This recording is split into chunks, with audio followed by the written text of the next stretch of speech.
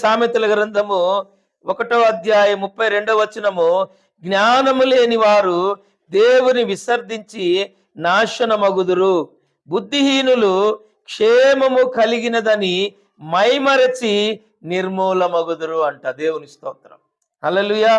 జ్ఞానము లేని వారు దేవుని విసర్జించి నాశనం అయిపోతారంట.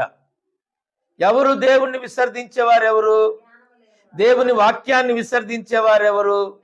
కల్పన కథల వైపు తిరిగేవారెవరు? చెప్పుడు మాటల వైపు తిరిగేవారెవరు?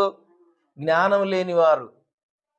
ఏమి లేదు వీరికి, జ్ఞానము లేక కల్పన కథల వైపు తిరుగుతూ ఉంటారు. దేవునికి మహిమ కలుగును గాక. డాన్సుల వైపు, ప్రోగ్రాముల వైపు, మ్యూజిక్ల వైపు, అనేకమైన లోక సంబంధమైన వెస్టర్న్ మ్యూజిక్ల వైపు, ఈ లోక సంబంధమైనటువంటి అల్లరితో కూడిన ఆటపాటల వైపు వీళ్ళు మొగ్గు చూపుతారన్నమాట.